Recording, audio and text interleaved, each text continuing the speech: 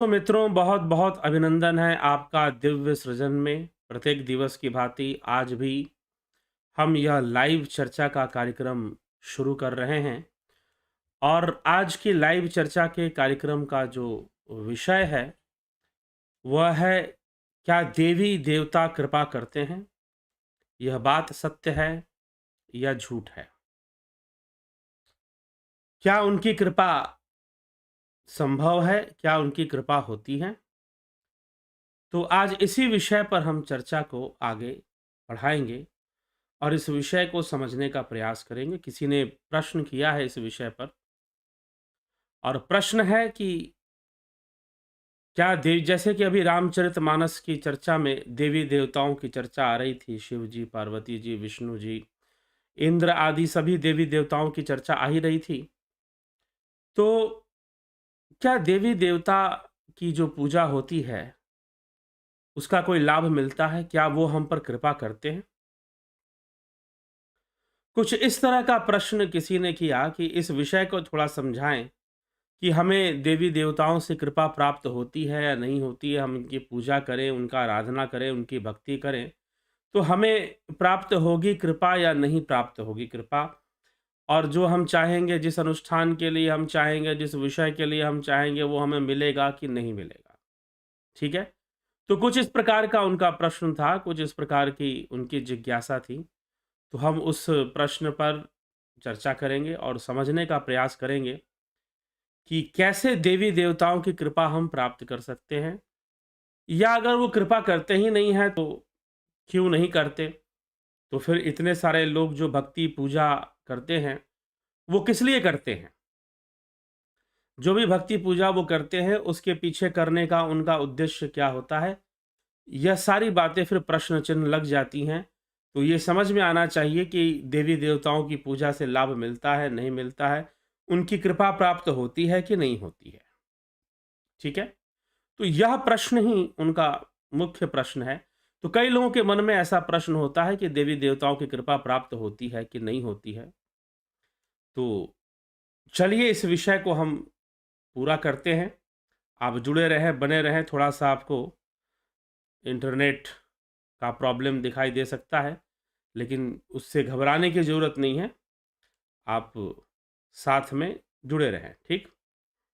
सब ठीक हो जाएगा। कुछ थोड़ा फ्लक्चुएशन है कनेक्शन का, लेकिन आने वाले समय में वो ठीक हो जाएगा। चलिए, आप जुड़े रहेंगे तो आपको ठीक दिखाई देगा। आगे बढ़ते हैं। तो देवी देवताओं की जो कृपा है, देवी देवता हमारे ऊपर किस प्रकार से कृपा करते हैं, उनकी कृपा हमारे ऊपर होती है या नहीं होती है? पहली बात, एक लाइन में मैं इसका उत्तर देना चाहूँगा कि बिल्कुल देवी देवताओं की कृपा होती ही है। नहीं होने का प्रश्न नहीं उठता। देवी देवता आपके ऊपर कृपा करते ही करते हैं। तो अब प्रश्न ये उठता है कि देवी देवता अगर कृपा करते हैं, तो बहुत सारे लोगों की जो शिकायतें हैं कि भाई हमने तो पूजा की और हमारा नुकसान हो गया। अभी कुछ दिनों पहले एक भाई साहब ने मुझे फ़ोन कर कर कहा कि मेरे अकाउंट से लाख रुपए का घोटाला हो गया, किसी ने निकाल लिया, किसी ने मेरा पिन कोड पता कर लिया, और जो है पिन जो था एटीएम का शायद पता कर लिया। जो भी हो, पता कर कर एक साइबर क्राइम हो गया और पैसे मेरे अकाउंट से गायब हो गए, 1 लाख रुपए। मैं बहुत दुखी हूँ, मैं बहुत डिप्रेशन में हूँ, मैं भगवान कृष्ण की बहुत भक्ति करता हूँ, उनको देवता रूप में बहुत पूजता हूँ, लेकिन मेरे साथ ऐसा क्यों हुआ? कृष्ण ने मेरी रक्षा क्यों नहीं की? कृष्ण ने इस नुकसान को क्यों नहीं रोका? वो प्रकट होकर उनको रोकना चाहिए था। मैंने उनकी बहुत भक्ति की है। तो ऐसे इस प्रकार से व्यक्ति के मन में ऐसा प्रश्न उन्होंने रखा और फिर कहने लगे कि अब मैं नहीं मानता। ये तो आपका विषय है, ये तो समस्या ये है कि मानने के चक्कर में तो कभी पड़ो ही मत, जानने के चक्कर में पड़ो। विषय को जानो। अगर ईश्वर है तो उसे जानिए, मानने तक सीमित मत रहिए। मानने से पेट नहीं भरता किसी का। और जानने के लिए जो तपस्या करनी चाहिए, जानने के लिए जो ध्यान योग करना चाहिए, जानने के लिए जो साधना करनी चाहिए, वो कार्य करिए। वो तो आप कर नहीं रहे हैं। और मान लेते हैं कि भाई हाँ चलो हम देवी देवता की पूजा करेंगे तो ये हो जाएगा। वो फलाने व्यक्ति ने सत्य बोला, झूठ बोला, वो वही जानता है। वो वही जानता है, लेकिन उसने ऐसा बोला ज़रूर, ठीक है? हो सकता है झूठ ही बोल रहा हो जानबूझकर, कुछ अपना नकारात्मक पक्ष रखने के लिए। चलिए, वो एक अलग बात है, लेकिन फिर भी इस विषय पर हमें समझने की आवश्यकता है, इस विषय पर चिंतन की आवश्यकता है, इस विषय पर अच्छे से चिंतन हम करेंगे, समझेंगे, तभी जाकर हम बहुत सारी गहराई की बातों को जान पाएँगे। कि कृपा होती है कि नहीं होती है? बिल्कुल कृपा होती है, 100% देवी-देवताओं की कृपा होती है। लेकिन अब आपको समझना ये है, 2 बातें इसमें समझनी है। समझना ये है कि कृपा क्या चीज़ है? और दूसरी बात कि देवी-देवता कौन-सी शक्तियाँ हैं? ये कौन से चीज़ है देवी-देवता? और उनकी पूजा किसे कहते हैं? पूजा क्या चीज़ है? किस प्रकार से है? तो इन बातों को जब तक क्लियर नहीं होगा, तब तक आपको ये नहीं समझ में आएगा। एक लाइन में मैं उत्तर तो दे दूँगा कि हाँ जी, 100% देवी-देवताओं की कृपा होती ही है। 100% होती है देवी-देवताओं की कृपा, इसमें ज़रा-सा भी कोई शक नहीं है। लेकिन आपको अब ये समझना ज़रूरी है कि कृपा किसे कहते हैं? देवी-देवता कौन हैं? और वो कौन-सा सिद्धांत है जिससे कि उनकी कृपा को प्राप्त किया जाता है? वो कौन-सा नियम है या कौन-सा कार्य है जिससे कि उनकी कृपा को प्राप्त किया जाता है? तो उनकी पूजा ही एक कार्य है। तो पूजा आप कैसे करते हैं? किस प्रकार से करते हैं कि उनकी कृपा हमें मिल सके? और जब तक कृपा नहीं होगी तब तक तो समस्याएँ हैं ही। तो नंबर 1 चीज़ हम समझते हैं, एक-एक पॉइंट को हम लेकर चलेंगे। जो सबसे पहला पॉइंट है वह है कृपा। कृपा का अर्थ क्या है? कृपा शब्द है, यह संस्कृत भाषा के कृ धातु से बना है, जिसका अर्थ है क्रिया से संबंध है, जिसका कर्म से संबंध है जिसका। तो करो, जो करेगा वही पाएगा। कृपा उसी के ऊपर होगी जिसके शुभ कर्म होंगे। जिसके शुभ कर्म होंगे, जिसने यजन किया होगा, जिसने पूजा की होगी, जिस भी देवी देवता की वो पूजा करता है, वो अगर उसने सही तरीके से पूजा की है, तो वो कृपा का पात्र बनेगा। कृपा उसी पे होगी। तो कृपा कोई कर्म बंधन से मुक्त चीज नहीं है। कर्म सिद्धांत से कोई अलग विषय नहीं है कृपा। ठीक है? कर्मों का फल तो मिलेगा ही मिलेगा, जीव को कर्मों का फल तो भोगना ही है, चाहे बुरे कर्म हो, चाहे अच्छे कर्म हो। अच्छे कर्म सुख रूप में आएंगे, धन, वैभव, यश, मान, सम्मान के रूप में आएंगे, और बुरे कर्म अपयश के रूप में, धन हानि के रूप में, संकट के रूप में बुरे कर्मों का फल हमारे जीवन में हमें प्राप्त होगा। तो कर्मों का फल तो आपको भोगना ही है, कर्मों के फल से आप नहीं बच सकते। तो कृपा भी कर्म का ही फल है। पहली बात तो आप ये गांठ बांध लो। कृपा कोई चमत्कार नहीं है। वैसे चमत्कार नामक कोई चीज नहीं होती। अगर जीवन में कोई आकस्मिक लाभ भी हो जाए, तो आपको लगेगा कि अरे चमत्कार कैसे हो गया, लेकिन यह कर्मों का ही फल है। आप कहीं पर जा रहे थे और एक्सीडेंट होने वाला था और आप उसमें बच गए। आपके आसपास के लोगों की हड्डियां टूट गई या फिर उनकी मृत्यु हुई, लेकिन आप बिल्कुल साबुत बच गए। तो आपने कहा कि भगवान की कृपा हो गई, परंतु शास्त्र कब मानेगा? मीमांसा शास्त्र आपको उत्तर देगा कि जी नहीं, यह भी आपके कर्मों का ही फल है, कोई गुरु ने नहीं कर दिया। अगर आपने गुरु बना लिया होगा तो आप सीधा अपने गुरु जी का ध्यान करेंगे, बोलेंगे गुरु जी ने कर दिया। जी नहीं, यह संयोग है कि आपने गुरु बना के रखा है, और उस संयोग से जो कर्म का फल मिलना था वो कर्म का फल मिला है, ना कि कोई चमत्कार हो गया है। मीमांसा आपको ऐसा उत्तर देगा, क्योंकि यह विषय देवी देवताओं का विषय, क्योंकि मीमांसा शास्त्र कर्म सिद्धांत को मानता है, कर्म कांड सिद्धांत को रखता है, प्रस्तुत करता है, कर्म कांड के सिद्धांत को हमें समझाता है, और देवी देवताओं की पूजा को मानता है, लेकिन सत्ता कर्म की ही मानता है। देवी देवताओं की सत्ता नहीं मानता, देवी देवताओं सत्ता कर्म की ही मानता है, कर्म की ही सत्ता है, और कर्म से ही सारे सुख दुख लोगों को प्राप्त होते हैं, और कर्म का ही अनुसंधान करना चाहिए। मीमांसा के अनुसार कौन सा कर्म करें, ना करें, क्या करना उचित है, क्या नहीं करना उचित है। अच्छे कर्म करो, शुभ कर्मों को करो, उचित कर्मों को करो। अगर तुमसे निषिद्ध कर्म हो जाए तो उनका प्रायश्चित करो। यह मीमांसा में आता है। इसलिए नित्य, निमित्त, काम्य, निषिद्ध और फिर प्रायश्चित कर्म, ये 5 कर्मों को करना ही कर्मकांड है। तो ये कर्म विवेक देता है कि आपके अंदर विवेक होना चाहिए कि कैसा कर्म करना है, नहीं करना है, और कर्म ही सर्वोपरि है। कर्मों का फल कोई देवता, कोई भगवान नहीं देता है। कर्म के अंदर ही कर्म का फल देने की क्षमता है और शक्ति है। उसे अपूर्व की शक्ति मीमांसा शास्त्र के अनुसार माना जाता है। हाँ, देवता, ग्रह सब बहाना बन सकते हैं। देवता, ग्रह सब बहाना बन सकते हैं कर्मों का फल आप तक पहुंचाने में, माध्यम बन सकते हैं, साधन बन सकते हैं। लेकिन वो कर्मों का फल दे रहे हैं, ऐसा नहीं है। कर्मों का फल तो आपको अपने कर्मों से ही प्राप्त हो रहा है। कर्म ही, एक्शन क्रिएट रिएक्शन, तो कर्म ही फल को उत्पन्न करता है, ना कि कोई शक्ति हो, ऊपरी शक्ति या ऊपर की ताकत हो, जिसे हम ऊपर वाला बोलते हैं। ठीक, तो ऐसा कोई ईश्वर, कोई भगवान, कोई देवता जी नहीं, ऐसा कोई आपको कर्मों का फल नहीं दे रहा है। हाँ, वो हो सकता है कोई देवता आए और आपको कुछ दे दे, कोई अवतारी पुरुष आपके जीवन में आ जाए और वो आपको कुछ दे दें। जैसे कुब्जा के जीवन में भगवान कृष्ण आ गए और कुब्जा को सौंदर्य दे दिया उन्होंने। तो इस प्रकार से आए, लेकिन आपको जो मिला है वो आपके अपने कर्मों का ही फल है, आपके शुभ कर्मों का फल है। कोई भगवान, कोई अवतार, कोई देवता, कोई गुरु आपको अपने कर्मों से अधिक नहीं दे पाएगा। अगर वो अधिक देने का दावा करता है तो कर्म का आधार लेगा, कर्म का आधार लेगा तभी देगा। बिना कर्म का आधार लिए आपसे वो कुछ आपको अच्छे काम में लगाए, आपको तपस्या में लगाए, तपस्या में आपको लगवा दे, आपको सदकर्मों में लगवा दे, सेवा में लगवा दे, तो उससे आपको कर्मों का फल मिलेगा। फिर उसमें भी आप किस जगह पर कैसी सेवा कर रहे हैं, गुरु जी का अपना उद्देश्य क्या है, अपना टारगेट क्या है, वास्तव में धर्म है, वास्तव में समाज की सेवा है, या मात्र कल्ट, एक कल्ट बनाना, एक संप्रदाय विकसित करने में लग जाते हैं लोग। तो इस तरह का क्या उद्देश्य है, तो इस तरह की बातें भी वहां पर आ जाती हैं। तो इसीलिए कर्म सिद्धांत सर्वोपरि है और कृपा भी कर्म सिद्धांत से परे नहीं है। नंबर 1 बात समझ लीजिए इस विषय में कि देवता कृपा करते हैं कि नहीं करते हैं। तो देवता कर्म का आधार लेकर ही कृपा करते हैं, अनायास किसी पे कृपा नहीं करते। ठीक, देवता कर्मों का ही फल देते हैं। अब जो है, आप देवता आपको कृपा करें, आपको क्या करना पड़ेगा? आपको देवताओं की पूजा करनी पड़ेगी। पूजा क्या चीज है? पूजा नरक से मुक्ति का मार्ग है। पूजा पुण्य कर्म है जिससे कि देवता प्रसन्न होते हैं। पूजा से देवताओं की वृद्धि होती है। पूजा से देवताओं की वृद्धि होती है।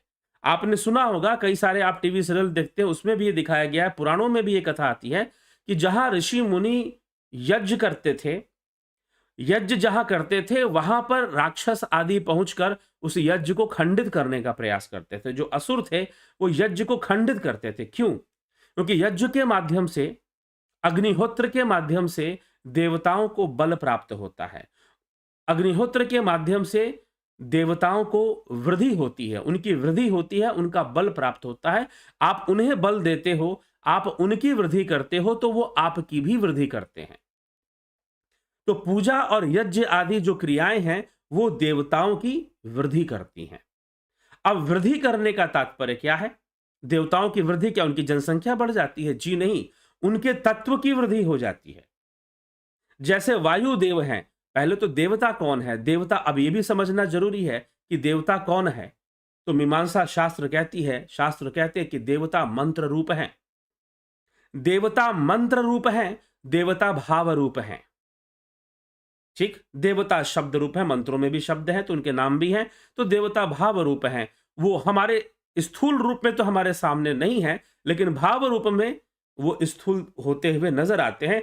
इसीलिए देवी देवताओं की मूर्तियां बनती हैं, उनको भाव, मीमांसा ने, आचार्य कुमारिल भट्ट ने अपनी विचारधारा में इस मूर्ति बनाना, देवी देवताओं की मूर्ति का निर्माण को सही बताया है, क्योंकि हम उनको भाव प्रदान करते हैं। देवताओं की वृद्धि भी भावना से होती है।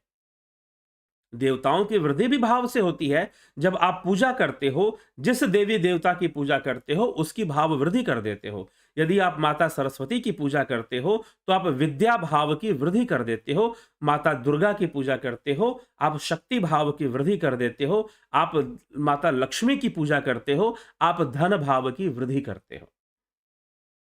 इससे देवताओं की वृद्धि होती है और आप फिर देवताओं को दान देते हैं। आप पूजा में देवताओं को दान देते हैं। कैसे दान देते हैं? यज्ञ के माध्यम से। आप जो हवन करते हैं, आप जो अग्निहोत्र करते हैं, वह देवताओं का दान है। वो देवता तो सूक्ष्म तत्व रूपी हैं, तो वो दान कैसे ग्रहण करेंगे? अग्नि उनका मुख है, अग्निदेव को उनका मुख माना गया है। और अग्नि में आप जो समिधा जलाते हो, अब समिधा कई बार लोग आजकल ऐसा समझते हैं, किसी ने मुझसे बहुत रिक्वेस्ट किया था थोड़ा-सा कर्मकांड, हवन आदि क्रियाओं पर भी आप कोई वीडियो दीजिए देवी-देवताओं के ऊपर। तो आज चलिए उसको भी साथ में कवर करते हैं। तो देवताओं का दान हवन के माध्यम से, अग्निहोत्र के माध्यम से होता है। कोई भी पूजा पाठ आप करते हैं तो देवताओं को आप फल, फूल, आप वस्त्र, जल, अन्न आदि सब कुछ अर्पित करते हैं, उनका आवाहन करते हैं, उनका फोटो, मूर्ति जो भी आप लगाते हैं और अंत में आप यज्ञ करते हैं। आप हवन करते हैं, अग्निहोत्र करते हैं। तो आप जब हवन करते हैं तो हवन का तात्पर्य कोई समिधा की लकड़ियां जलाना नहीं होता। जो हवन में जो लकड़ियां जलाई जाती हैं वो तो ईंधन के रूप में काम करती हैं। आप हवन में जो लकड़ियां जलाते हो वो आप ईंधन के रूप में काम करती, वो ईंधन है उसका। लकड़ियां कोई हवन, लकड़ियों को इस प्रकार से जलाना, घी में जला दिया आपने, ये कोई हवन नहीं है। हवन है देवताओं को दान करना, अग्नि को प्रवाहित कर, अग्नि को प्रकट करके, अग्नि नारायण भगवान को प्रकट करके, उनको प्रणाम करके, वो देवताओं के मुख हैं, क्योंकि वह देवता सूक्ष्म योनि में है। देवता सूक्ष्म है तो अग्नि क्या करता है? किसी भी स्थूल चीज को भस्म करके सूक्ष्म में परिणित कर देता है। इसीलिए अग्नि को मुख माना गया है। अब अग्नि में जब हम हवन करते हैं, अब हवन क्या करेंगे हम? हवन वास्तव में उन्हीं वस्तुओं का होता है जो वस्तुएं आपके काम की हैं, जिनसे आपका स्नेह जुड़ा हुआ है। जैसे अन्न, आप जो भी उपार्जन करते हैं, आप व्यापार करते हैं या आप राजा हैं, किसी भी माध्यम से आप धन का उपार्जन करते हैं। और धन किस लिए आपको चाहिए? क्योंकि आपको अन्न चाहिए, आपको अच्छे वस्त्र चाहिए। इसलिए जब आप पूजा करते हैं तो आप माता की पूजा करेंगे नवरात्रों में, तो आप चुनरी खरीद कर लाएंगे, साड़ी खरीद कर लाएंगे, मैया को दान करेंगे आप। ठीक है, कोई ना कोई उसको पहनेगा, वो एक अलग बात है, आपको नहीं पता, आपने दान किया है। अब जो है, जब हवन होगा उसमें भी आप हवन जब करेंगे तो आप काले तिल का प्रयोग सबसे जरूरी बताया जाता है। और काले तिल का हवन करना राहु केतु शांति का भी एक साधन होता है।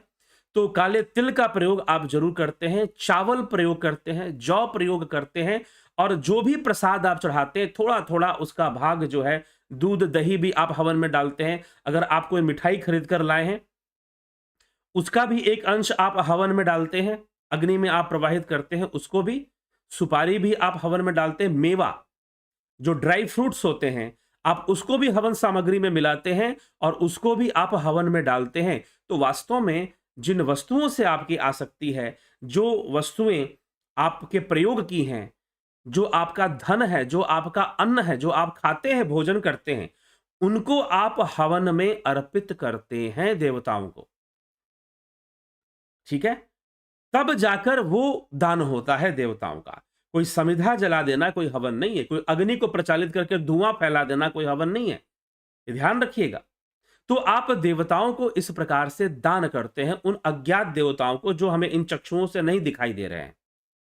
ठीक, उनको हम इस प्रकार से दान करते हैं। इससे प्रकृति का वर्धन होता है, इससे वायु शुद्ध होता है। जब इस प्रकार से समिधा जलती है, खाद्य पदार्थ जलते हैं, वायु शुद्ध होता था। और वायु का प्रवाह, जिस जिस क्षेत्र में बादल नहीं हो रहा है, वहां हवन, बारिश नहीं हो रही है, वहां हवन करते थे और हवन करने से वायु का प्रवाह होता था। उस क्षेत्र की जो वायु है वो वहां से हटनी शुरू होती थी और दूसरी वायु आती थी, जो हो सकता है बारिश लेकर आएगी। और ऐसा होता था और यज्ञ के द्वारा बरसात भी हो जाती थी। एक वैज्ञानिक पक्ष है इसके पीछे, वैज्ञानिक कारण है, प्राकृतिक कारण है, नेचुरल रीजन है इसके पीछे। तो हवन से हमारी ऑरा क्लीनिंग हो जाती है। दूसरे कई लाभ हैं, अग्नि शुद्ध होती है, उसमें सुगंध होती है। हम जो भी अग्नि हवन में जलाते हैं उसमें सुगंध भी होती है। तो आप देखेंगे कि जो हवन से जलने वाली जो सुगंध पैदा होती है, उसको हमें श्वास लेने में उतनी दिक्कत नहीं होती हमें। अगर अच्छे द्रव्यों का प्रयोग अग्नि में किया गया है तो उसमें भी आप प्लास्टिक डाल दोगे, कुछ डाल दोगे तो पॉल्यूशन ही बढ़ेगा।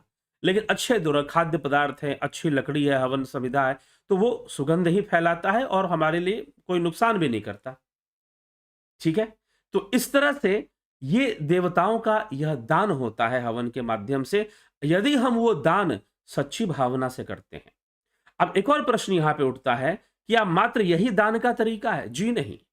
अगर आप सही से कर्मकांड सिद्धांत को पढ़ेंगे तो मात्र यही दान का, देवताओं का दान मात्र ऐसे नहीं होता। ये भी ध्यान रखिएगा, अगर आप वृक्षारोपण करते हैं, अगर आप पीपल का वृक्ष लगाते हैं, आप नीम का वृक्ष लगाते हैं, आप आंवले का वृक्ष, वैसे वृक्ष जिनको हम देवता मानते हैं, हम आंवले को आंवले की पूजा होती है, नीम की पूजा होती है, पीपल को हम देवता मानते हैं, बरगद को हम देवता मानते हैं, तुलसी जी को हम देवी मानते हैं, हम उनकी पूजा करते हैं। तो ऐसे वृक्षों को जब हम लगाते हैं तो वो पर्यावरण की भी शुद्धता बढ़ाते हैं और साथ ही साथ औषधि वर्धक तो वो है ही, औषधि देने वाले तो वो है ही, और वायु को शुद्ध करने वाले वृक्ष हैं। तो इससे भी देवताओं का तो वर्धन हो रहा है ना। ये भी एक प्रकार का दान है। यदि आप दरिद्र को भोजन कराते हैं, जो बेचारा बहुत गरीब है, उसके पास बिल्कुल कोई धन नहीं है, आप उसको भोजन कराते हैं, तो वो भी एक प्रकार का दान है जो देवताओं को ही प्राप्त होता है कहीं ना कहीं। और फिर पशु पक्षियों को दिया गया दान पितरों को प्राप्त होता है। ठीक, पशु पक्षियों को भोजन कराना तो एक तरह से वो समाज की सेवा भी हो रही है। तो सनातन धर्म है ही इतना विशाल, तो यह देव पूजा का। तो अब आप क्या कर रहे हैं भाई साहब, यदि आप हवन कर रहे हैं, उसमें अपनी जो प्रिय वस्तुएं हैं उसका दान आप अग्निदेव को कर रहे हैं, तो वह भी एक प्रकार का दान हुआ। यदि आप गरीबों को, या फिर वो भी एक प्रकार की पूजा हुई, या फिर आप वृक्षारोपण करते हैं, या फिर आप जो है पशु पक्षियों को, हमारे देश में ऐसे कई पूजा पाठ हैं जिसमें पशु पक्षियों को दान करने के लिए कहा जाता है। पितृपक्ष में एक पर्व आता है जिसको कहते हैं जीवित पुत्रिका व्रत। जीवित पुत्रिका व्रत जीवतिया के नाम से प्रसिद्ध है। तो जीवित पुत्रिका व्रत में जो महिलाएं हैं वो सियार और चील के लिए भोजन निकालती हैं। गाय के लिए भोजन निकालना, गौ माता अब राक्षस गाय को मारते थे, गौ हत्या करते थे। क्यों करते थे? क्योंकि गाय जो है प्रकृति को संतुलन बनाए रखने में बहुत सहायक जीव है, पशु है। एक तो हमें बहुत ही पोषक दूध वो देती है गाय, और साथ ही वह एक सकारात्मक ऊर्जा का प्रसार करती है। गाय के रंभाने से सकारात्मक ऊर्जा निकलती है। गाय के द्वारा जो है, उसके मूत्र में, बहुत देसी गाय है तो उसकी मूत्र भी औषधि के समान होता है। तो इस प्रकार से उसमें इतने औषधीय गुण हैं गाय के अंदर, इसलिए उसको सारे देवताओं का वास गौ माता में बताया गया। सारे देवताओं का वास, देवताओं का वास करने का मतलब कि जो प्रकृति की शक्तियां हैं वो उसमें वास करती हैं। तो गौ का वर्धन करने से भी देवताओं का वर्धन होता है, देवों का वर्धन होता है। देव कौन है? देव वो प्रत्येक शक्ति जो हमें जीवन दे रहा है, वो देवता है। इसलिए माता पिता भी देव हैं। लेकिन जब हवन यज्ञ जब हम करते हैं तो उसका जो फल है वो सूक्ष्म देवताओं को जाता है, जो प्रकृति की शक्तियां हैं, जैसे कि वायु देव हैं, अग्नि देव हैं, वरुण देवता हैं, सूर्य देव हैं, चंद्र देव हैं। इन देवताओं को प्राप्त होता है। और जो भावना, अग्नि से भावना का प्रसार होता है, अग्नि किसी भी चीज को फैला देती है। तो हमारे मंत्रों में हम मंत्र उच्चारण के साथ जो हवन करते हैं तो उस मंत्रों में जो भावना है उसको भी वो, उसका भी वो प्रसार कर देती है, उस भावना का भी। इसलिए कई ऋषि मुनि या कई सिद्ध पुरुष जो होते थे वो हमेशा धुनी जलाया करते थे, अपने पास धुनी जलाकर रखते थे। तो इसलिए उनका हवन हमेशा ही चलता रहता था एक तरह से। तो इस प्रकार की परंपरा भी साधुओं में, संतों में और कई सिद्धों में ऐसी देखी गई है। धुनी जलाकर रखना, हमेशा ही एक अग्निकुंड जलाकर रखना अपने नजदीक, जहां उनका वास होता था, जहां वो रहते थे। तो इस प्रकार की परंपरा भी नजर आती है। तो ये एक प्रकार का देवताओं को दान करना, अपने शुभ कर्मों से, हवन यज्ञ आदि एक विशेष क्रियाएं हैं जिससे कि देवताओं का दान होता है। लेकिन दूसरे भी कई क्रियाएं हैं, जैसे कि वृक्षारोपण आप करते हैं तो उससे भी देवों का दान होता है, बुद्ध देव का दान होता है उससे, और दूसरे कई देवता उससे प्रसन्न होते हैं, माता पृथ्वी प्रसन्न होती है। तो हम पूजा और यज्ञ हवन के माध्यम से प्रकृति को संतुलित करते हैं। और जो असुर हैं उन्हें संतुलन पसंद नहीं है, उन्हें तो असंतुलन चाहिए, उन्हें बैलेंस नहीं चाहिए, उनको असंतुलन चाहिए। तो असंतुलन फैलाने के लिए कुछ ना कुछ करेंगे, इसलिए वो गौ हत्या करेंगे। इसलिए ऋषि मुनि जब यज्ञ करते हैं तो उसको जाकर वो नष्ट कर देते हैं, जो ऋषि मुनि है। उनके जो असुर लोग हैं, ऋषि मुनियों के यज्ञ को नष्ट करते हैं, क्योंकि उससे देवताओं को बल मिलता है, देवताओं की शक्ति का वर्धन होता है। और असुर नहीं चाहते। देवता संतुलित शक्ति है और असुर असंतुलित शक्ति है। तो एक नेगेटिव फोर्स काम करती है। जब भी आप जो है संतुलन बनाने की कोशिश करते हो, तो एक नेगेटिव फोर्स काम करती है। तो वैसे ही जब आप इस भावना से, सही समझ से, सही समझ रखकर आप जब पूजा करते हैं, दान पुण्य करते हैं, तो नरक से मुक्ति का मार्ग आपका प्रशस्त होता है। आप ऐसे कर्मों से देवताओं की वृद्धि करते हैं और देवता आपकी वृद्धि करते हैं। जब देवता आपकी वृद्धि करेंगे तो उसे कही जाएगी कृपा, उसे कही जाएगी कृपा।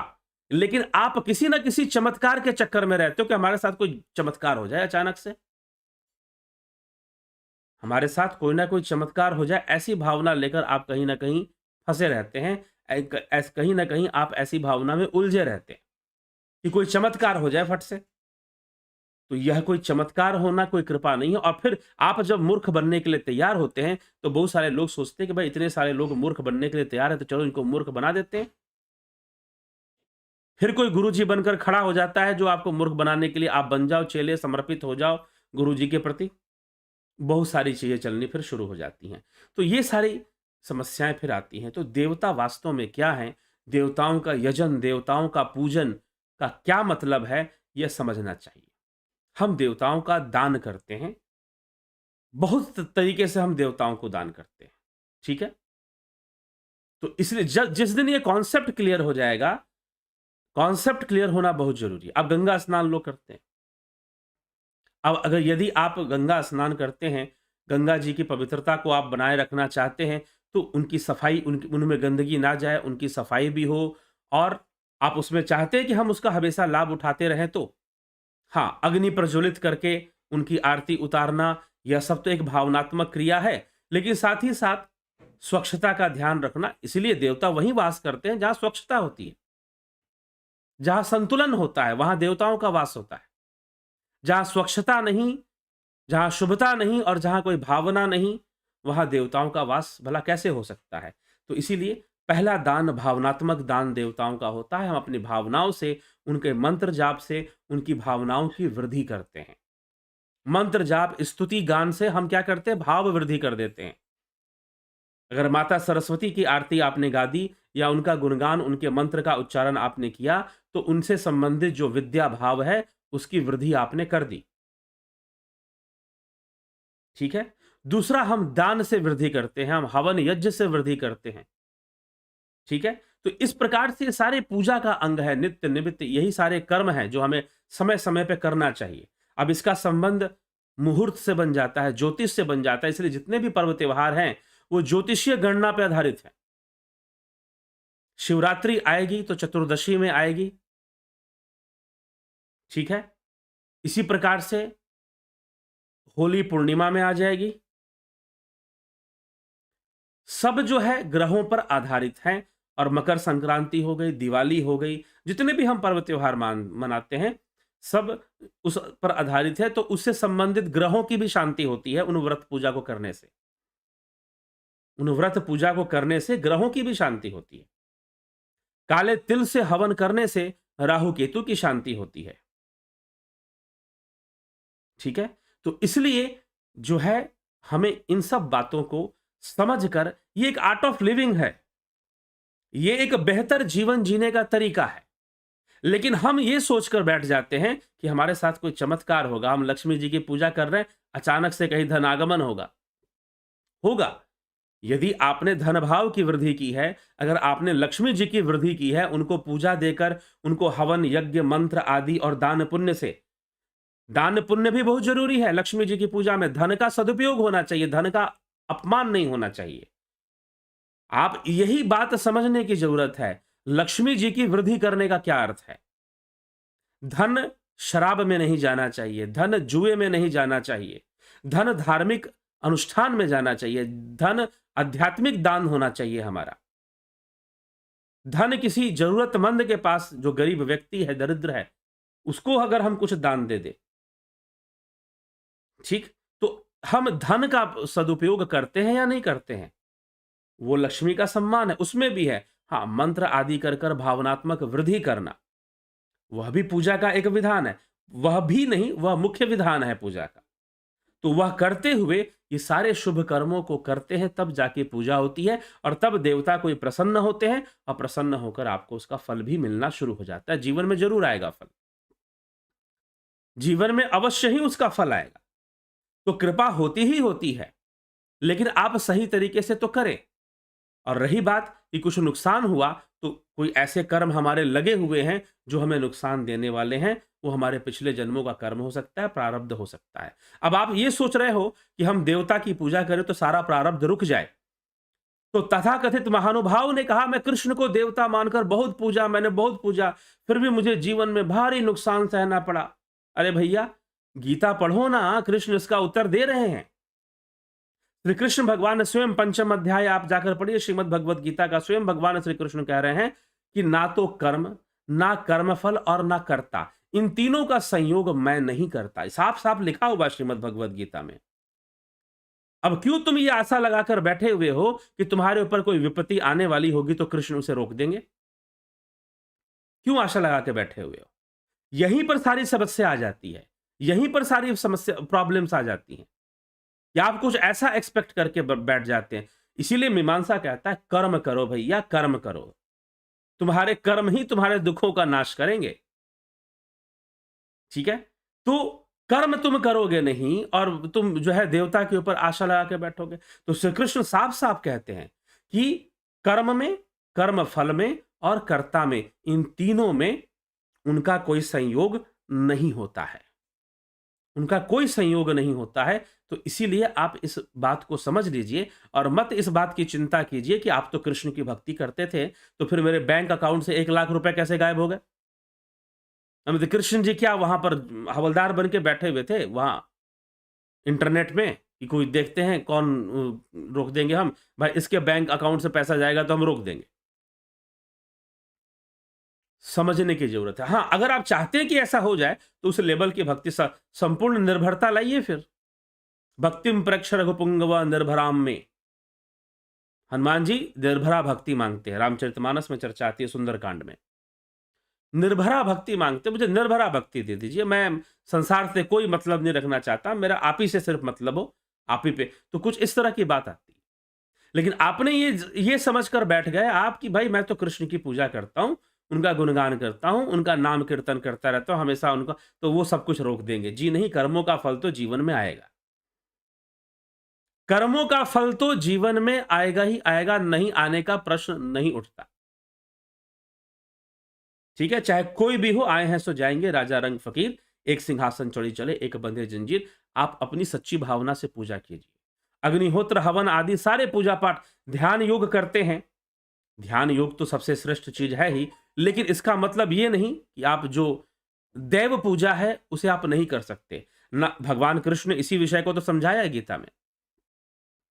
अपने सांसारिक जीवन को संतुलित रखने के लिए, सांसारिक जीवन में अभी आप समाधि में लीन नहीं हो पाए हैं, तो सांसारिक जीवन के संतुलन के लिए देव पूजा सही है, लेकिन देव पूजा से ईश्वर की प्राप्ति नहीं होती, देव पूजा से मोक्ष की प्राप्ति नहीं होती। ये बात भगवान कृष्ण ने समझाई है। यही भगवान कृष्ण, कोई मेरी प्राप्ति देव पूजा से नहीं कर लेगा।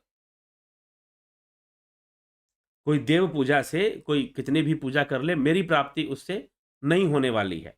ये कृष्ण ये गीता में कहते हैं। लेकिन देव पूजा से जो दूसरे पुण्य बनने वाले हैं और उन पुण्य कर्मों का जो फल मिलेगा वो तो रहेगा, इसमें कोई संशय नहीं है। तो देव पूजा उस परिप्रेक्ष्य में, उस दृष्टिकोण से देव पूजा कहीं भी गलत नहीं है। अग्निहोत्र करना कहीं भी गलत नहीं है, या यज्ञ आदि क्रियाएं करना देवताओं की वृद्धि हेतु यज्ञ आदि क्रियाएं की जाती थी मंत्र उच्चारण से, तो वो करना कहीं भी गलत नहीं है। वो करना ही चाहिए, अपने सांसारिक जीवन के लिए करना चाहिए। ठीक है, संसार में एक संतुलन बना रहे, संसार में भी हमारी एक पवित्रता, शुद्धता और संतुलन बना रहे, उसके लिए ये यज्ञ आदि क्रियाएं करनी चाहिए। कृष्ण भी कहते हैं, आदि गुरु शंकराचार्य ने भी व्यवहारिकता में देवताओं की सत्ता को स्वीकार किया है। व्यवहारिकता में देवताओं की सत्ता को स्वीकार किया है उन्होंने। और एक साधारण मनुष्य उसी तरीके से आगे बढ़ेगा अपने भक्ति और मार्ग पर, अपने योग के मार्ग पर। ठीक है, हाँ, पारमार्थिक सत्ता में मात्र ब्रह्म की सत्ता है, ब्रह्म ही जगत है ही नहीं, सब कुछ ब्रह्म ही है, सब कुछ मिथ्या है, देवी देवता भी सब मिथ्या है। ठीक, लेकिन इन आंखों से देख रहे हो, इन मुंह से बोल रहे हो, और तुम्हारी सीमा अगर इंद्रियों तक है, इंद्रियों तक अगर तुम्हारी सीमा है, तो फिर कहां तक तुम देख पाओगे, क्योंकि तुम तो एक सीमा में देख रहे हो ना, सीमित है। ये जो प्रकाश की दुनिया है ये सीमित है, एक दायरे तक है बस। लेकिन इस प्रकाश के सर्कल से बाहर एक हिरण्यगर्भ है, एक सूक्ष्म जगत है, जिसको पढ़ना सीखना चाहिए, जिसको समझना चाहिए। बिना ध्यान योग के वो संभव नहीं है कि उस दुनिया में उतर जाओ और उसको समझ पाओ और उसको पढ़ पाओ। ठीक है, तो वह इसीलिए उसे भगवान ने अव्यक्त लोक कहा है। उस अव्यक्त का भी परम अव्यक्त है परमात्मा, उस अव्यक्त का भी परम अव्यक्त है परमात्मा, परम धाम। उसे भगवान कृष्ण ने गीता में बताया है। तो हम एक इंद्रियों से सीमित जगत को देखते हैं और उसी में सारे निश्चय करना शुरू कर देते हैं कि भाई ऐसा ही है। जी नहीं, इंद्रियों से परे जो जगत है आप उसको नहीं जानते, उसका भी उसको उसमें प्रवेश करना पड़ेगा, ध्यान योग से करना पड़ेगा, तभी जाकर उसका सही ज्ञान, सही समझ हमें पैदा होती है। सूक्ष्म से ही स्थूल की सृष्टि होती है। सूक्ष्म को हम जानते नहीं है, और सूक्ष्म से भी परे जो परम कारण है, परम कारण जिसे कहा गया, परमात्मा जिसे कहा गया, ब्रह्म जिसे कहा गया, वो सर्वव्यापी है। जब उसका ज्ञान हमें हो जाता है तो हम जान लेते हैं कि यह जगत मिथ्या है, सारे देवी देवता भी मिथ्या हैं, सारी, क्योंकि भावातीत है, सारी भावनाएं भी मिथ्या हैं। ठीक है, तो यही यही इसी बात को समझना है, इसी बात को समझना है। और देवी देवता, क्या देवी देवताओं की पूजा करनी चाहिए? बिल्कुल करनी चाहिए, क्योंकि इस संसार में वो विद्या के भाव की देवी सरस्वती है माता। विद्या की वृद्धि के लिए सरस्वती की पूजा होती है, शक्ति की वृद्धि के लिए दुर्गा जी की पूजा होती है, या काली जी की पूजा होती है। ठीक है, विष्णु जी की पूजा होती है, क्योंकि वो पालन करते हैं, सबका पालन करते हैं, दीर्घायु करते हैं, लोगों को वो दीर्घायु देते हैं। शिव जी की पूजा, वो मोक्षदाता है। इस प्रकार से देवी देवताओं की पूजा भावपूर्ण ढंग से होती है, वो भावना का विषय है, वो अपनी जगह पर है। लेकिन ध्यान योग मार्ग है मोक्ष का, ध्यान योग मार्ग है समाधि में लीन होने का, ध्यान योग मार्ग है संपूर्ण इंद्रियों और चित्त बुद्धि, संपूर्ण अंतःकरण के साम्राज्य के प्रलय का, प्रलय का। एक बहुत सारे लोग आजकल कुछ संस्थाएं हैं जो अपने अनुयायियों को सिर्फ प्रलय का ही भय दिखाती हैं। अभी रूस और यूक्रेन में युद्ध शुरू हुआ तो उन्होंने अपने, देखो प्रलय होने वाला है, सब कुछ खत्म होने वाला है, तुम हमसे जुड़े रहना, तुम गुरु जी से, बाबा जी से जुड़े रहना, दामन मत छोड़ देना, तुम इस काल में ही जुड़े रहना महत्वपूर्ण है, और देखना प्रलय आ जाएगा, सारी दुनिया खत्म हो जाएगी।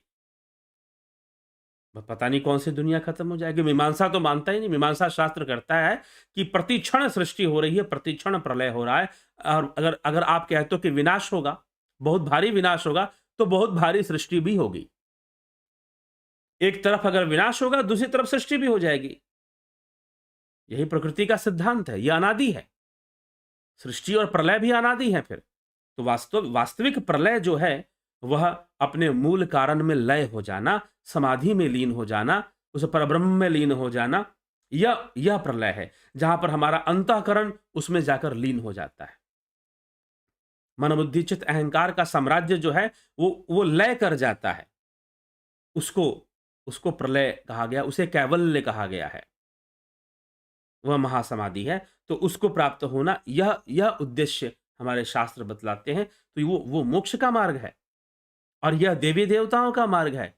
तो कभी भी देवी देवताओं की पूजा करो, आप उनके भावनाओं की वृद्धि करो, धन का सदुपयोग करो, लक्ष्मी की पूजा करो, यज्ञ करो, हवन अग्निहोत्र कुछ भी करते हो करो, उससे उनकी वृद्धि होती है, निश्चय ही वृद्धि होती है। और जब उनकी वृद्धि होगी तो वो आपकी वृद्धि करेंगे।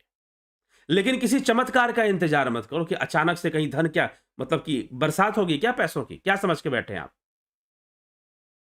कर्मों का ही फल मिलेगा। मीमांसा कहती है कि ठीक है, आपने पुण्य कर्म कर दिया, आपने दान पुण्य कर दिया, आपने पूजा कर दी, आपने यज्ञ कर दिया, अच्छी बात है, उसका फल आपको मिलेगा। लेकिन इस समय जो आपने पहले करके रखा है उसका फल मिल रहा है, उसका फल मिल रहा है। तो किसी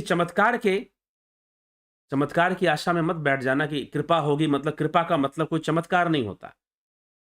कृपा का सिद्धांत अलग ढंग से काम करता है, वो कोई चमत्कार नहीं है, ये ध्यान रखिएगा। लेकिन हम कृपा को चमत्कार समझते हैं। ज्यादातर लोग कृपा का अर्थ चमत्कार ही समझते हैं। इसीलिए शास्त्रों की समझ विकसित होना बहुत जरूरी है। हमारे शास्त्र, हमारे वैदिक दर्शन क्या समझा रहे हैं, उसकी अंडरस्टैंडिंग का विकसित होना बहुत जरूरी है। अगर चमत्कार जैसी भी कोई घटना घट रही है, तो वो हमारे द्वारा किए गए पूजा का परिणाम हो सकता है, लेकिन उसका आधार चाहिए, वो अचानक से नहीं हो जाएगा। और आधार हमेशा कर्म के रूप में ही मिलेगा। तो देवताओं का यजन, देवताओं का पूजन एक शुभ कर्म है, एक पुण्य कर्म है। मीमांसा के अनुसार वो करना चाहिए। उससे संतुलन का विकास होता है, प्रकृति का वर्धन होता है, देवी देवताओं का वर्धन होता है, उनका भाव वर्धन होता है जिसकी हम पूजा करते हैं। और उस भाव वर्धन वर्धन से, उनकी वृद्धि से हमारी वृद्धि होती है। वो देवता हमारी वृद्धि करते हैं, वो देवता फिर हमारी वृद्धि करते हैं, हमारा विकास करते हैं। तो ऐसी शुद्ध भावना रखकर यदि आप देवताओं का यजन करते हैं, पूजन करते हैं, तो कृपा भी प्राप्त होती है। लेकिन किसी चमत्कार की आशा में मत रहिए कि कोई अचानक से कुछ हो जाएगा, अचानक से कुछ घटित हो जाएगा, जी नहीं। लेकिन फिर भी कई लोगों के जीवन में चमत्कार जैसी घटनाएं घटती हैं, तो वो भी अगर घट रही है, तो वो भी आपके पुण्य, आपके यजन पूजन, आपकी तपस्या का ही फल है, आपके कर्मों का ही फल है वो। इस विचारधारा को गांठ बांध लेना चाहिए और भली भांति समझ लेना चाहिए। संशय इस विषय में नहीं करना चाहिए। ठीक है जिज्ञासुओं? तो ऐसी सोच समझ रखकर यदि आप पूजा पाठ भी करते हैं, यज्ञ आदि क्रियाएं भी करते हैं, तो उसमें दिक्कत क्या है? और ऐसी सोच समझ रखकर ही पूजा पाठ करना चाहिए, ना कि आप कोई जीवन में चमत्कार हो जाएगा। इसलिए जो सत्पुरुष हैं, जीवन में कितना भी नुकसान हो, वो अपनी पूजा नहीं छोड़ते। अगर वो अग्निहोत्र करते हैं या कुछ यज्ञ करते हैं, तो वो करते ही करते हैं, वो अपना कर्म करते रहते हैं। क्योंकि उनको पता है कि मैं आज जो भी देवताओं को दान कर रहा हूं या जो वृद्धि कर रहा हूं देवताओं की, वो सब मुझे मिलने वाला है।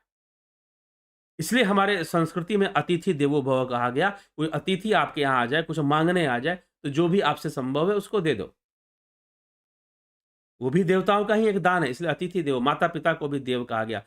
संपूर्ण कंप्लीट जो लाइफ सपोर्टिंग सिस्टम है, इस प्रकृति के अंदर जितनी भी तत्व, जितनी भी चीजें हमें जीवन देने वाली, उसमें हमारे माता पिता भी हैं, हमारे गुरुजन भी हैं, हमारे शिक्षक भी हैं। तो वो सब के सब देवता की कैटेगरी में आते हैं, वो सब के सब देवता कहलाते हैं। लेकिन देवता को आप परमात्मा मत समझ लो, बस इतना ध्यान रखना।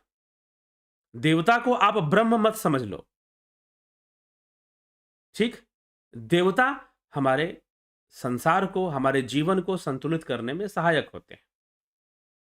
तो जितनी भी प्रकृति की शक्तियां हैं, उनको देवता समझना चाहिए। उनको देवता कहा ही गया है, कहा ही गया है।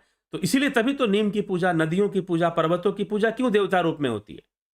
तो देवता का कॉन्सेप्ट अलग है। जो इस चीज का प्रचार किया गया, अरे भाई हिंदू लोग तो बहुत सारे भगवान को मानते हैं, इनके लिए तो नीम भी भगवान हो गया, उसकी भी पूजा कर। समझो तो पूजा का अर्थ क्या है और देवता का अर्थ। ये बातें तो समझ में आई नहीं आज तक। और तुमने पूजा को समझ लिया कि भाई ईश्वर से मिलन या ब्रह्म से मिलन, जी नहीं। पूजा नरक से मुक्ति का मार्ग है। पूजा पुण्य को बढ़ाने का रास्ता है, पुण्य वृद्धि होती है पूजा से। पूजा से मोक्ष नहीं होता, यह ध्यान रखिएगा। पूजा से समाधि नहीं होती, पूजा से कोई ब्रह्मलीन नहीं होता।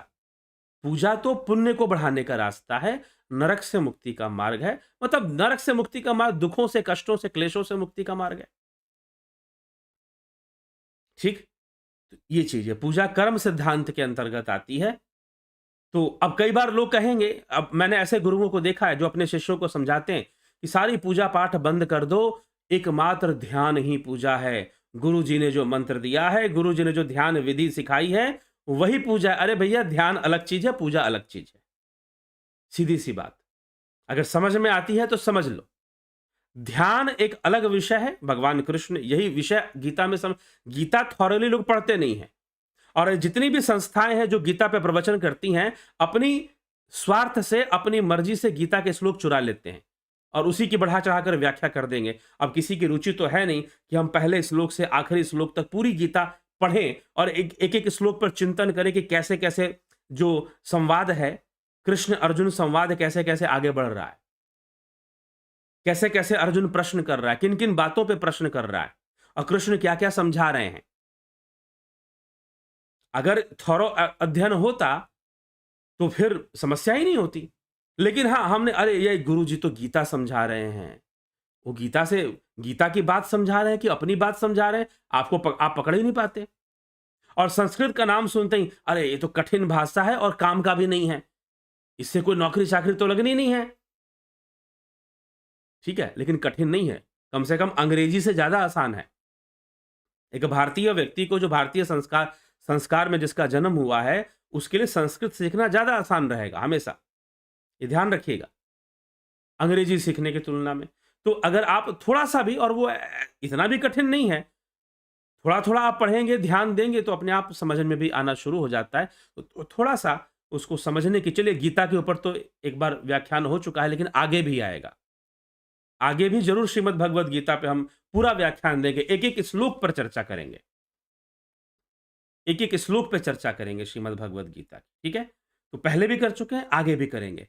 तो समझने की आवश्यकता है। कहीं पर भगवान ने मना नहीं किया कि देवी-देवताओं की पूजा बंद कर दो। भगवान इतना कह रहे हैं कि देवी-देवताओं की पूजा से मोक्ष नहीं होता। देवी-देवताओं की पूजा से परमात्मा की प्राप्ति नहीं होती। हाँ, देवी-देवताओं की पूजा करनी चाहिए, लोक संग्रह के लिए करना चाहिए। देवी-देवताओं की पूजा अपने सांसारिक जो सुख प्राप्त होते हैं, स्वर्ग आदि का जो सुख प्राप्त होता है, भगवान ने उसकी स्वीकृति दे दी है कि हाँ, देवी-देवताओं की पूजा से ये सब सारी चीज़ें होती हैं। अपने कर्मों को सुधारने के लिए करना चाहिए।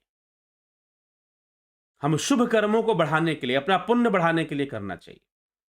और पूजा मात्र ये नहीं कि आप देवी जी की फोटो लगाओगे और वहां पर दिया जलाओगे, उनकी आरती करोगे तो भी पूजा है। हाँ, वो तो करना ही चाहिए, वो तो पहली सीढ़ी है। यज्ञ करना, अंत में हवन आदि करना, लेकिन हवन आदि करने के बाद दान पुण्य करने का भी नियम है, ये नहीं भूलना चाहिए। नियम है, तो फिर हमें दान पुण्य भी करना चाहिए। तो पूजा को समझिए और देवता को समझिए और कृपा को समझिए, तो समझ में आ जाएगा कि देवी देवताओं की कृपा किस प्रकार से होती है। निश्चय रूप से होती है। अगर आपका पुण्य है, पूजा पुण्य बढ़ाता है क्योंकि आपसे दान पुण्य करवाया जाता है, देवताओं को आप दान करते हैं। उसके बाद भी आप उसमें प्रसाद बाँटना, लोगों को खिलाना-पिलाना, कई लोग भंडारा करते हैं, तो वो भी एक पुण्य का काम हो रहा है, लोगों को आप खिला-पिला रहे हैं। ठीक है? तो पुण्य बढ़ता है। तो निश्चय ही जब आप करेंगे, तो आपकी भी वृद्धि होगी भाई, क्यों नहीं होगी वृद्धि? और होती है, लोग इससे लाभान्वित होते हैं। तो सही समझ जब पैदा हो जाएगी, कर्मकांड के प्रति सही समझ जब देवी-देवताओं के प्रति पैदा हो जाएगी, सही-सही बात समझ में आ जाएगी, तो कोई दिक्कत नहीं। तो समझ में आ जाएगा देवी-देवता क्या हैं और पूजा क्या है, ध्यान योग किस लिए करते हैं, साधना किस लिए करते हैं। तो इन सभी बातों को सही भावना से समझने की ज़रूरत है और सही उद्देश्य से पूजा करने की ज़रूरत है। तो पूजा का अपना एक अलग लाभ जो है, वो प्राप्त होता है। लेकिन ध्यान योग और साधना वह आध्यात्मिक क्रिया है। वह आध्यात्मिक क्रिया है। वह आत्मज्ञान की प्राप्ति कराने वाला है। वो संसार के सभी दुखों का नाश करने वाला है। वह हमें मोक्ष में लीन करने वाला है। वह अनासक्त करने वाला है। वह ज्ञान वैराग्य ही उसके पहिए हैं, जिससे वो आगे बढ़ता है। ज्ञान वैराग्य अभ्यास का सहारा लेकर ही कोई आगे बढ़ता है ध्यान योग के मार्ग पर। तो ध्यान योग हमें परमानंद की ओर ले जाने वाला है। हमें अंतर से संतुलित करने वाला है। पूजा हमें बाहर बाहर से संतुलित करता है। वो हमें अंदर से संतुलन करने वाला है। हमारे अंतःकरण को मजबूत बनाने वाला है और हमें उस परमात्मा से, उस ब्रह्म तत्व से जुड़ने वाला है। हमें अपने मूल स्वरूप में स्थित करने वाला है। आत्म स्थित अवस्था को हम प्राप्त होते हैं ध्यान योग से, साधना से। तो इसलिए ध्यान योग करिए। ध्यान योग की ऑनलाइन कोर्सेस चलती हैं। आप उसका लाभ उठाइए, ज्वाइन करिए। ज्वाइन करना चाहते हैं, व्हाट्सएप नंबर पे आप संपर्क करिए।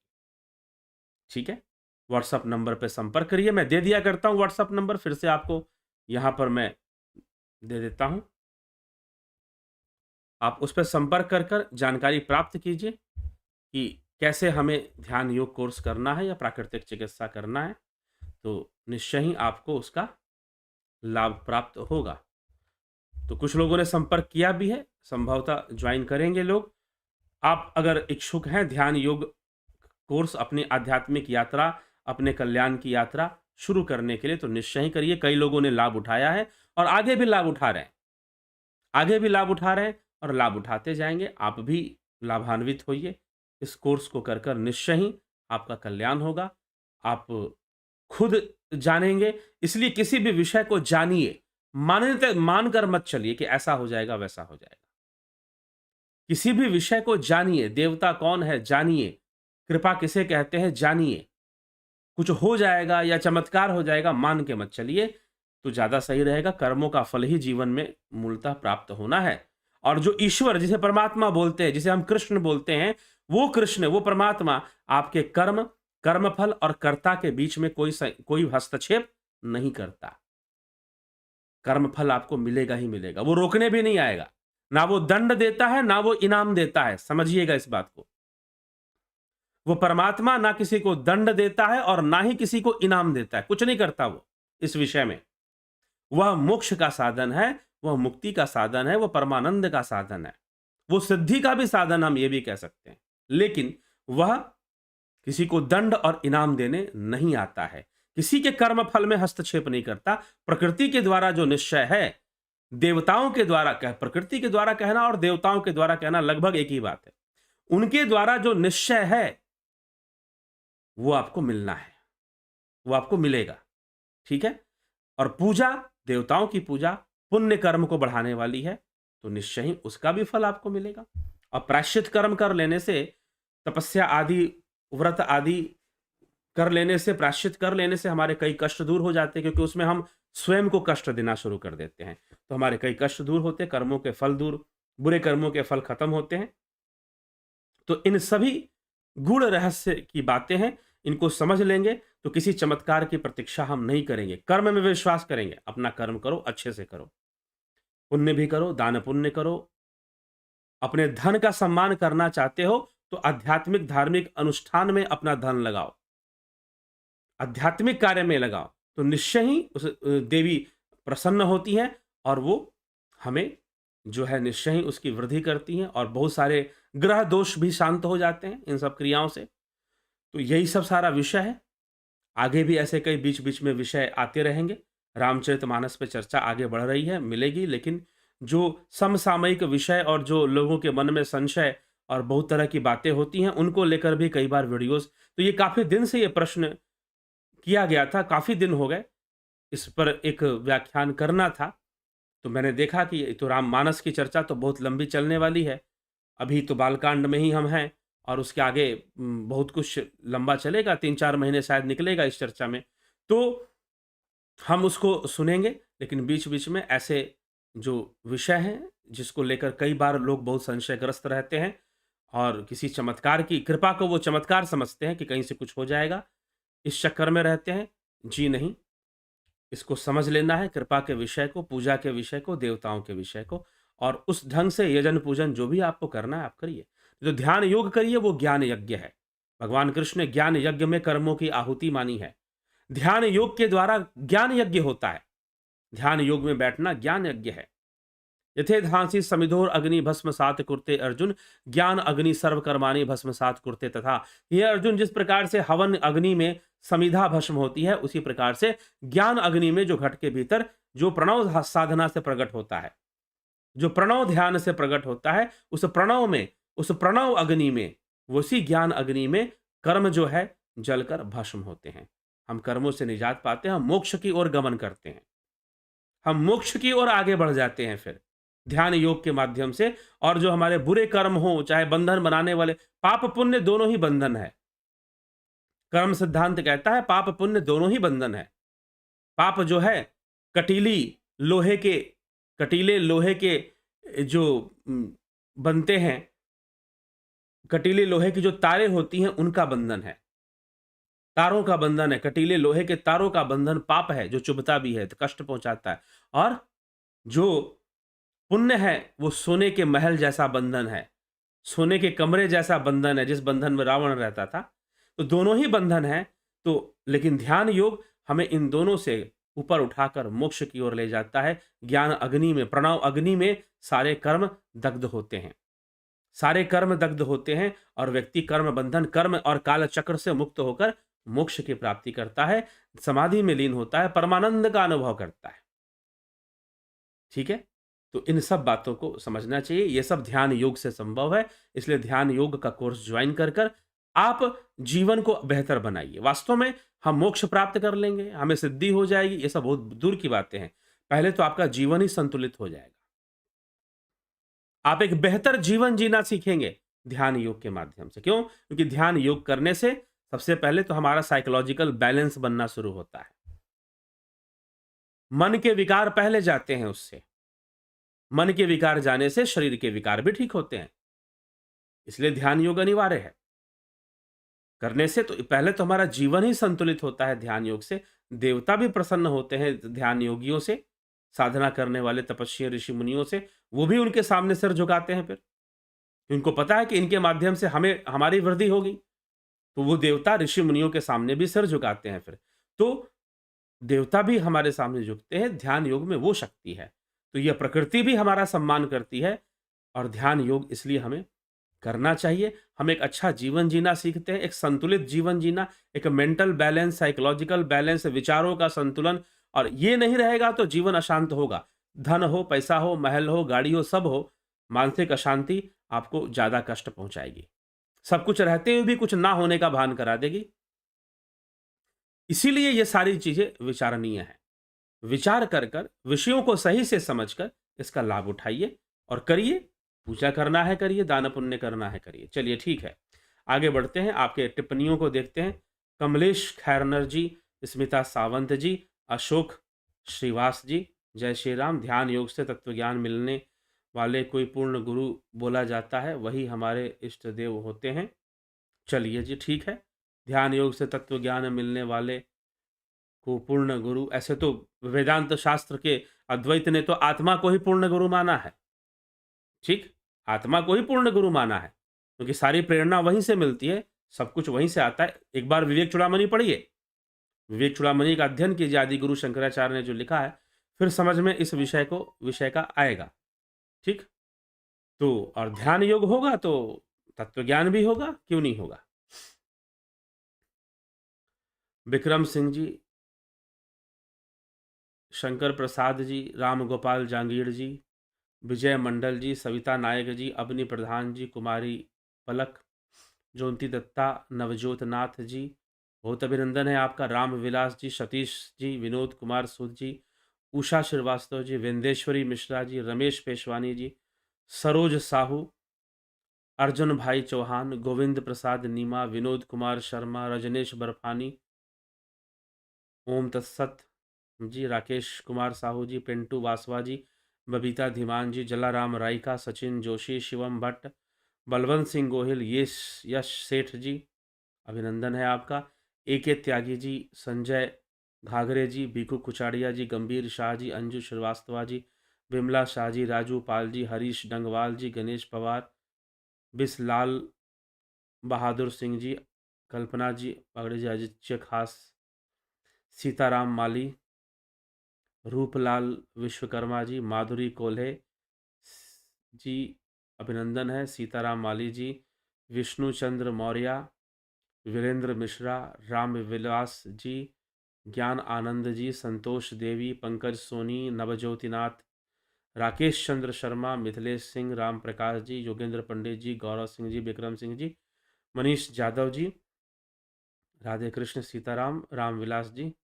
किसी को धन हवन आसक्ति रहित करेंगे तो कर्म बंधन से मुक्त रहेगा। बिल्कुल, ये भगवान कृष्ण ने स्वयं कहा है कि जितने भी कर्म कांड के विषय हैं, यज्ञ आदि जितनी भी क्रियाएं हैं, इसे निष्काम भावना से करना चाहिए। जितनी भी हमें पूजा पाठ, हमें देवताओं की वृद्धि करनी, हमें करना चाहिए बस।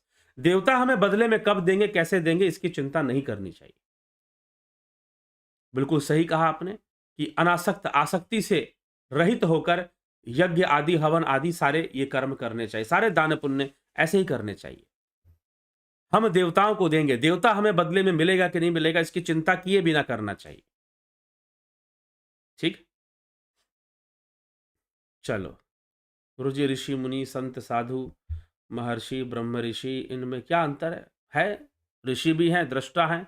महर्षि हो गए तो वो कुछ ज्यादा बड़े दृष्टा हो गए, ब्रह्म ऋषि हो गए तो ब्रह्म दृष्टा हो गए।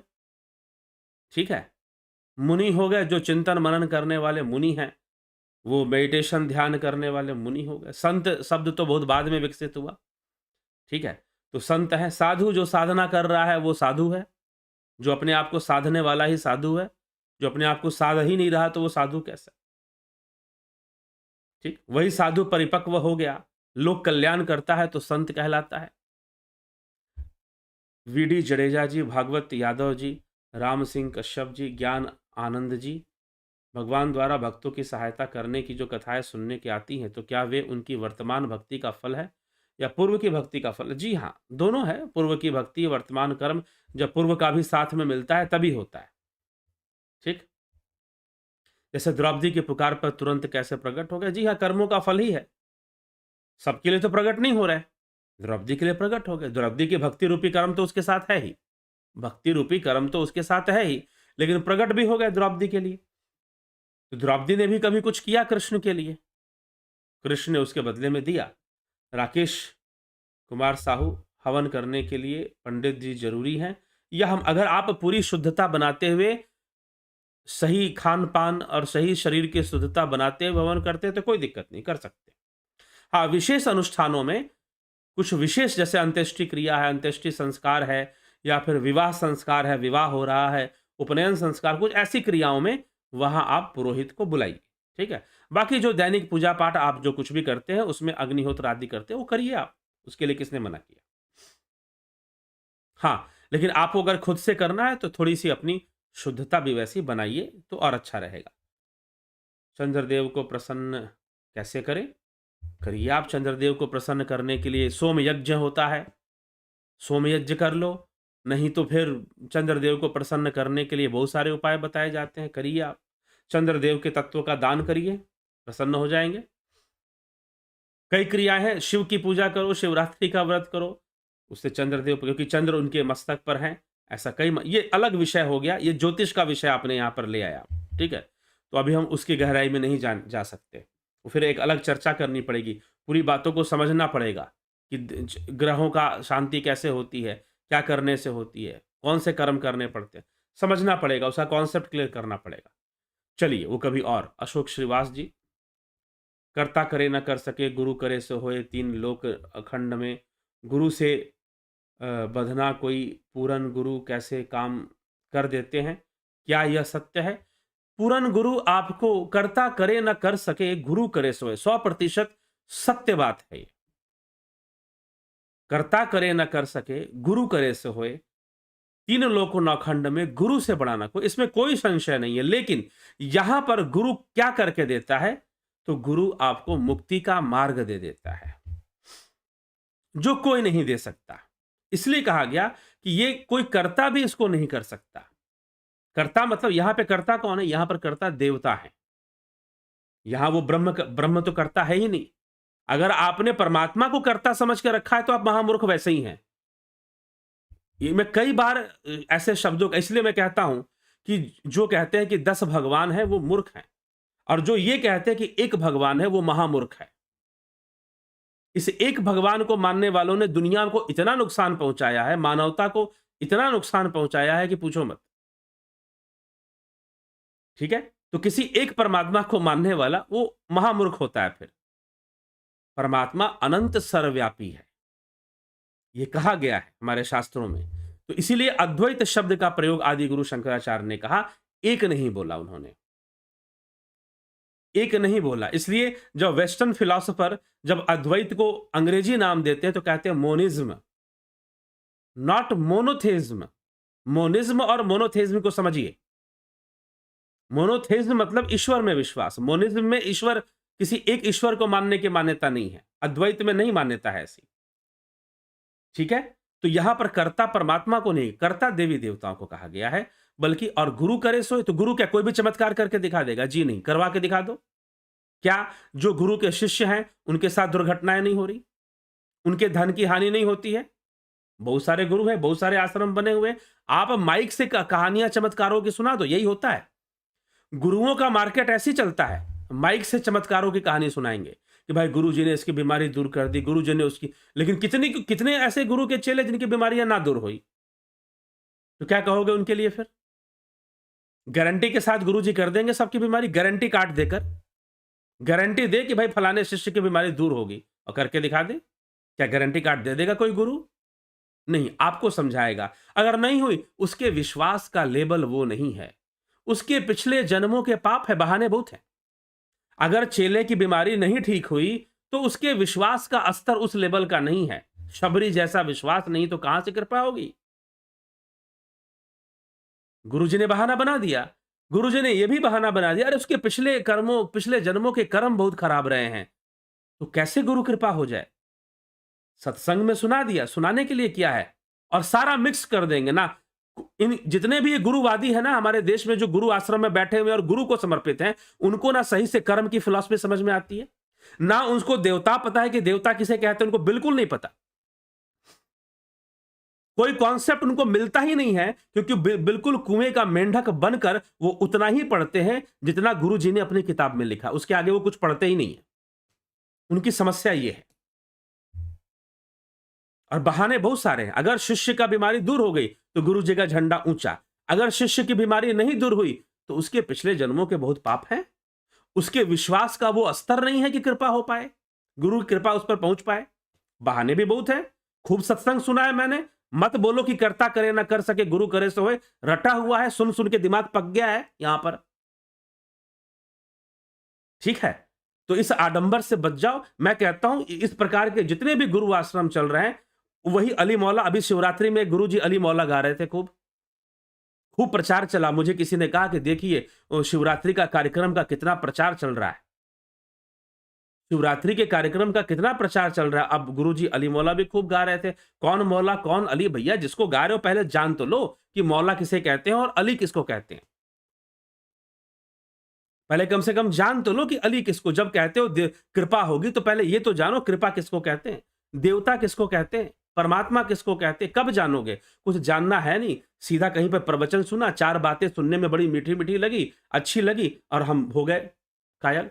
अनुसंधान करो। आजकल इंटरनेट का जमाना है, पढ़ने के लिए बहुत सारी चीजें सुलभ है, ई बुक के रूप फॉर्म में सुलभ है। एक दूसरे से बातचीत करना दूर रहकर भी संभव है। तो आज ये समय है कि हम अपने महान सनातन धर्म को बेहतर तरीके से समझें, बेहतर तरीके से हम समझें, अच्छे से समझें। इसलिए मैं कहता हूं कि किसी ऊपर वाले को मानना, उसी की मर्जी से सब हो, ये हमारे शब्द नहीं है। हमारे शास्त्रों में कहीं नहीं लिखा गया कि उसकी मर्जी से एक पत्ता भी ना हिले, कहीं नहीं लिखा गया कि वो ऊपर वाला सब जानता है। कौन ऊपर वाला? कहां का ऊपर वाला? वो तो सर्वव्यापी है, तो ऊपर वाला कहां से आ गया? ठीक है, तो ये सब बातें हमें समझने की आवश्यकता है। जब हम सही से इसको समझेंगे तो निश्चय ही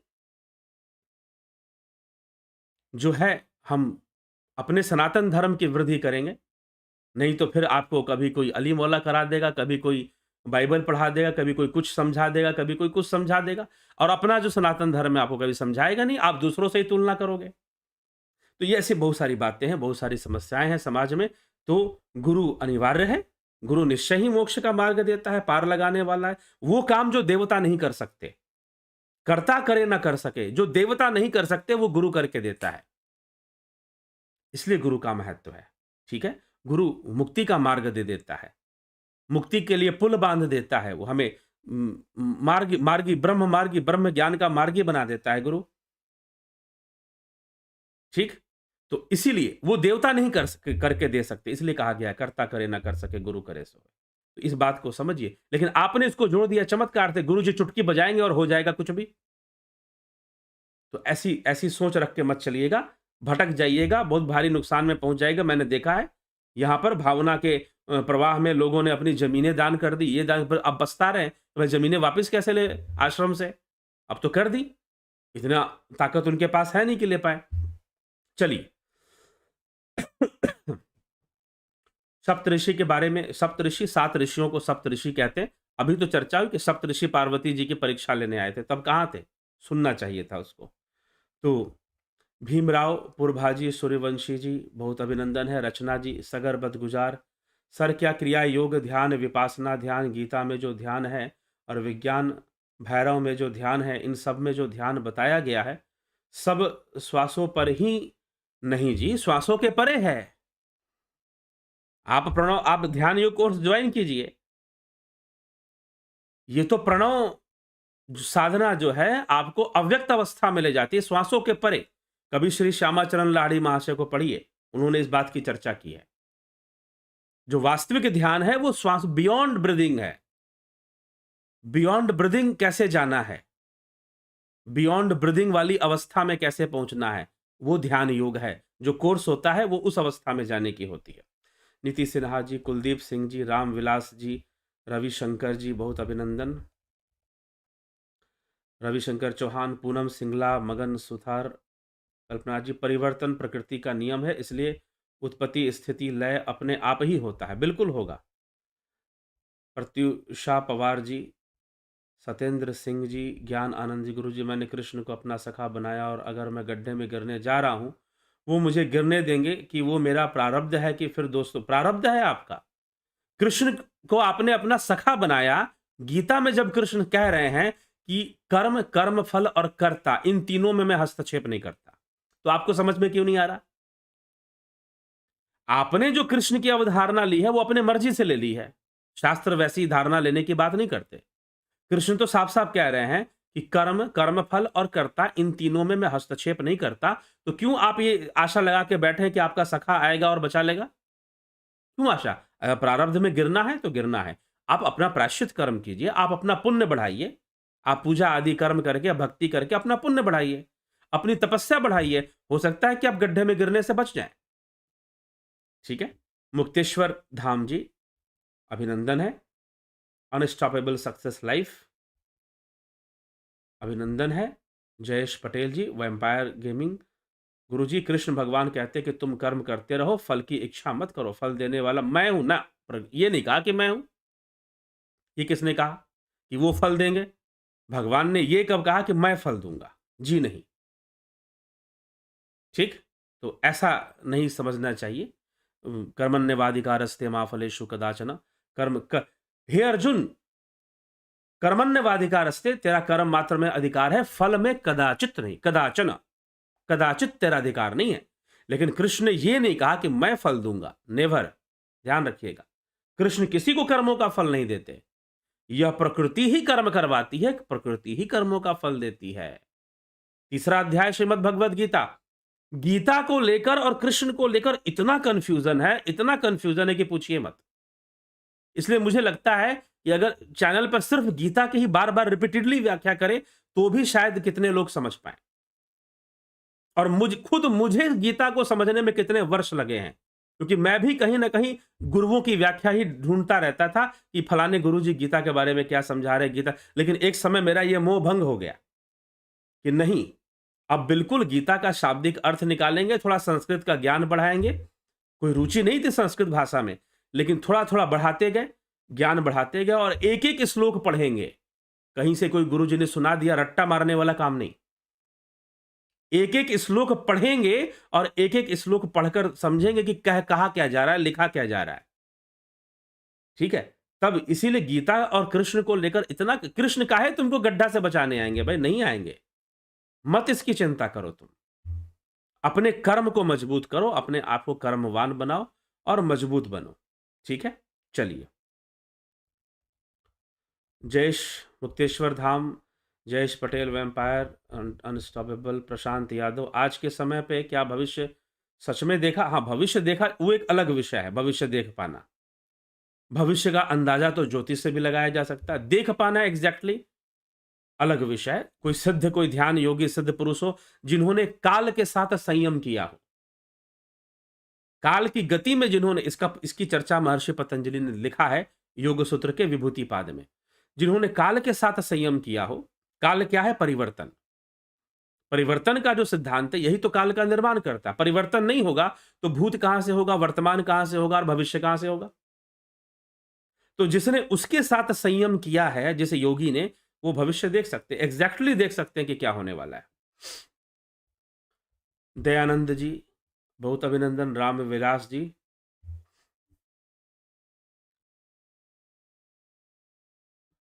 गुरुजी कौन गुरुकुल अच्छा है अभी बचा? मुझे इसका पता नहीं है कि कौन गुरुकुल अच्छा बचा है, नहीं बचा है।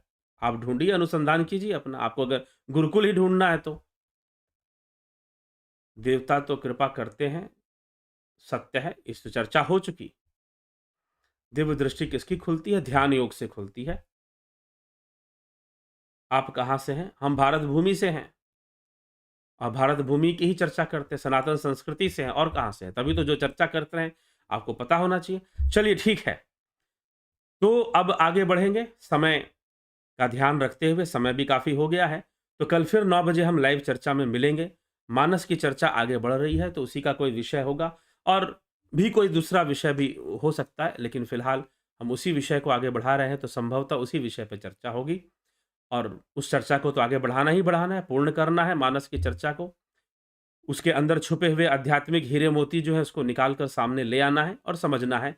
बहुत गहरी-गहरी बातें गोस्वामी तुलसीदास जी ने बहुत आसानी से, बहुत सरल भाषा में कह दी है। कई बार उस इतनी गहरी बातें वो कह देते हैं कि हम सरलता, भाषा की सरलता के कारण लोग उसको भी सरल मान लेते हैं, हल्का मान लेते हैं, हल्के में ले लेते हैं।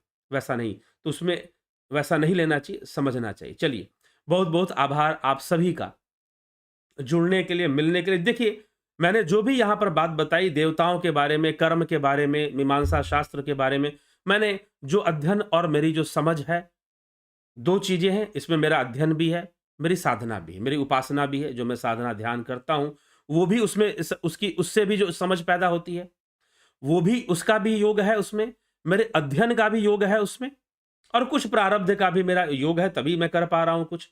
तो ये सब सारा योग बनकर ही मैं आपको यहाँ पर कुछ बता पा रहा हूँ। अब ये भी संभव है प्रारब्ध के कारण या किसी कारण से कि भाई मेरी समझ में कमी हो, जो मैंने देवताओं के बारे में बताया, कर्म के बारे में बताया, ऐसा भी हो सकता है। मुझसे कुछ गलती भी हो सकती है। अगर आपको लगे कि भाई मैं कुछ गलत बोल रहा हूँ, तो आप जो है ज़ुबान है फिसल जाती है, आप ऐसा समझ लीजिएगा या मेरे कुछ कर्म खराब होंगे। "मूसो कवन कुटिल खल खामी" गोस्वामी तुलसीदास जी लिखते हैं। तो कुछ आप ऐसा ही समझ लीजिएगा और ऐसा समझकर क्षमा कर दीजिएगा।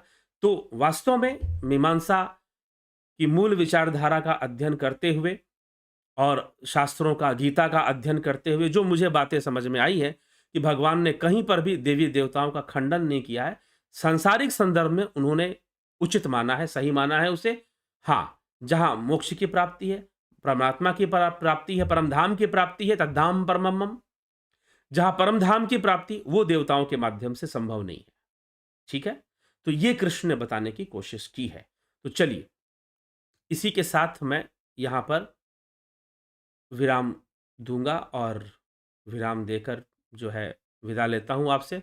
कल फिर मिलते हैं 9 बजे लाइव चर्चा में। ध्यान योग, प्राकृतिक चिकित्सा, नेचुरोपैथी कोर्स करना है, जॉइन कीजिए, संपर्क कीजिए, जॉइन कीजिए। बहुत-बहुत आभार आप सभी का। ओम तत्सत।